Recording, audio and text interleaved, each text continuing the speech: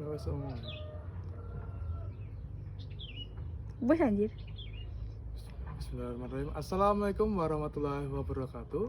Perkenalkan, nama saya Muhammad Hasan Abdurrahman dengan NIM 210240040, yang dimana saya berasal dari kelas Tadris Matematika A dengan dosen pengampu Bapak Dadang, dan juga untuk matkulnya yaitu pendidikan kewarganegaraan.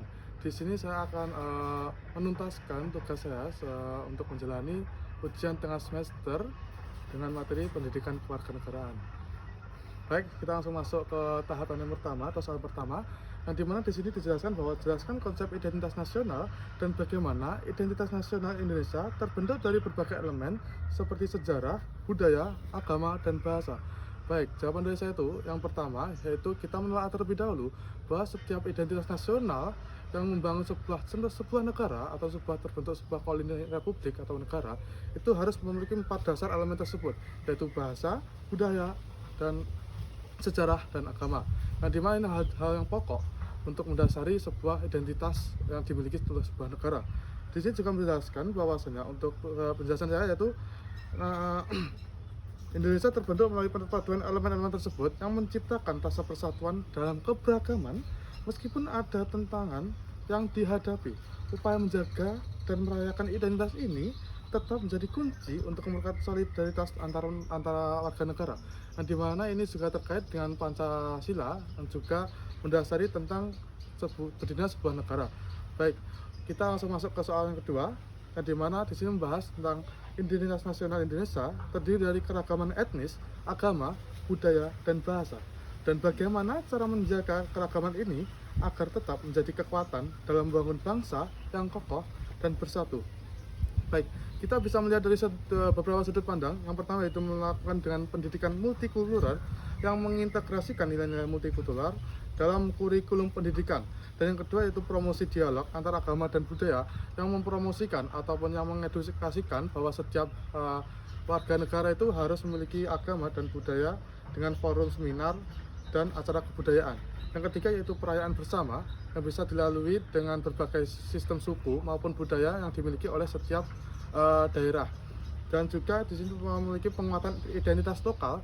Dan juga yang keenam yaitu media dan teknologi, yaitu seiring perkembangan zaman bisa meliputi berbagai hal pokok yang berdasari bahwa kita sebagai warga negara juga harus berkembang agar memajukan sistem ekonomi maupun sistem-sistem yang berlaku pada Indonesia.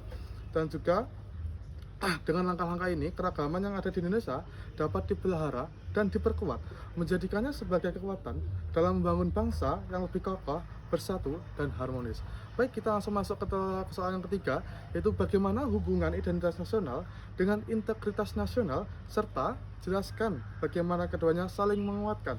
Baik, di sini saya akan menarik garis pokok atau garis besarnya, yaitu tentang identitas nasional.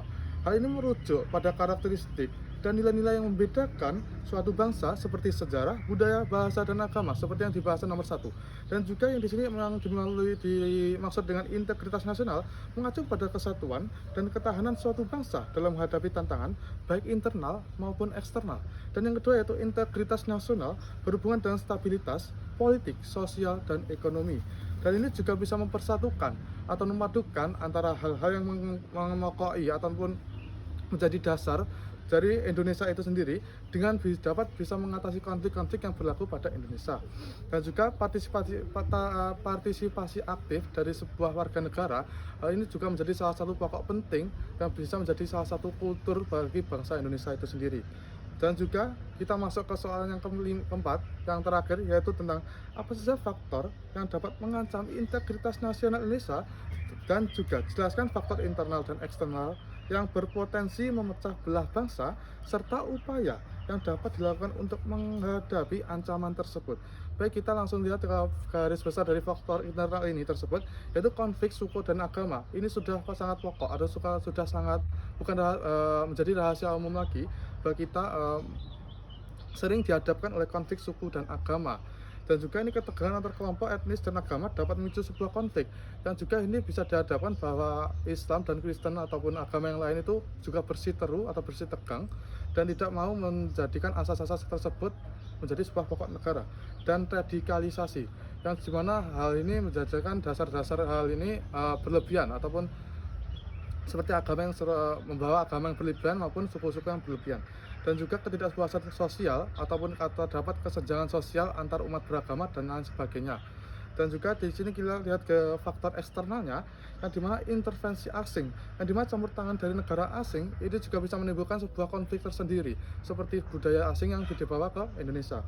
Dan juga yang globalisasi, yang kedua yaitu globalisasi, yaitu arus informasi dan budaya yang menjadi salah satu arus tergerusnya budaya-budaya lokal. Dan yang ketiga yaitu terorisme internasional, yang dimana ini ancaman dari jaringan teroris yang beroperasi di lintas negara. Baik, untuk upaya yang dapat upaya untuk menghadapi ancaman tersebut, yaitu yang pertama yaitu seperti yang saya pokokkan.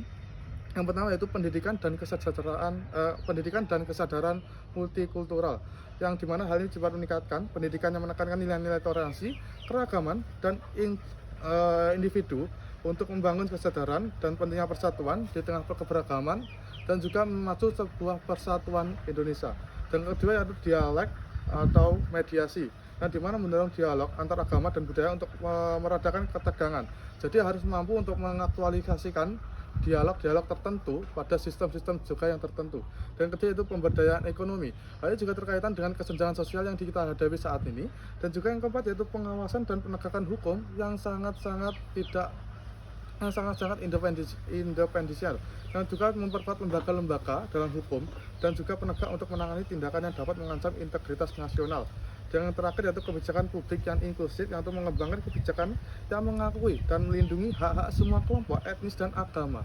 Baik, hanya itu saja yang bisa saya sampaikan untuk mengampu pendidikan kewarganegaraan, yaitu ujian tengah semester kali ini. Bila ada pertanyaan saya mohon maaf. Bila ada tidak, wassalamualaikum warahmatullahi wabarakatuh.